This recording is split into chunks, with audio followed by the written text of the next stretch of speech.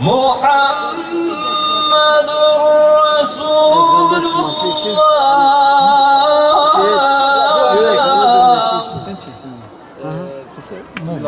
وَالَّذِينَ مَعَهُ أَشِدَّاءُ عَلَى الْكُفَّارِ رُحَمَاءُ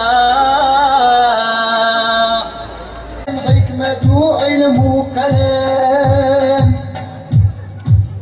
أول هم آخر رب عظيم هم عليم هم كريم هم رحيم خالق أخلاق وأسمان بحر بر رازق cümle hayine ruh diber Hem tamam alim vücude ve kudreti Cinnu insan ve ismi rahmeti Nimet ağaç hem kerim ku Müslüman Hem Muhammed serserime kır şifa Kâne Muhammed Mustafa Kâne şefii pür vefa Kâne Mustafa Kâne Muhammed Mustafa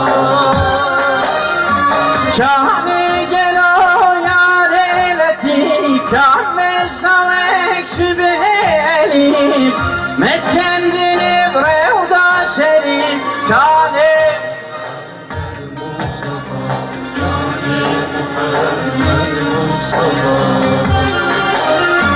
Meskendini revda şerif Kâne Muhammed Mustafa Kâne Muhammed Mustafa Hangi hallere düşmüş hiç düşünüyor muyuz?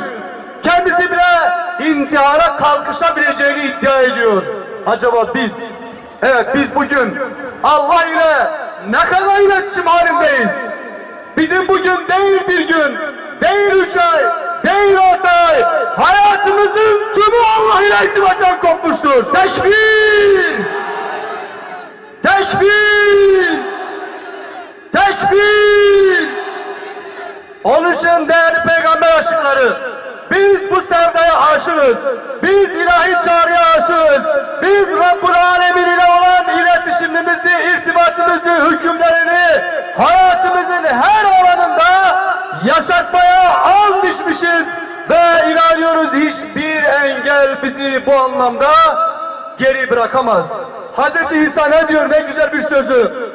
Bir gün diyor, havarilerle konuşurken gizli mahzenlerde, gizli yerlerde, kuytu yerlerde hakikatleri dile getirirken şöyle söylüyor havarilerine, dostlarına, yarenlerine, kendisine iman edenlere, Allah'a iman edenlere diyor ki şu anda bu gizli mahzenlerde, bu gizli kuytu yerlerde hakikatleri dile getirmekten korktuğunuz bu ilahi çağrı bir gün gelecek, damlarda haykıracaksınız. Tekbir!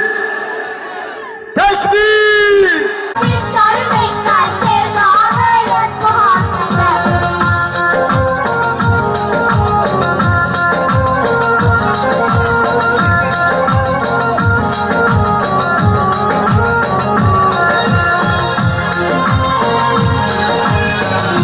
Mursel hat Sallu ala Muhammed Hat iftihara mehat Sallu ala Muhammed Hat runiya şabahat Sallu ala Muhammed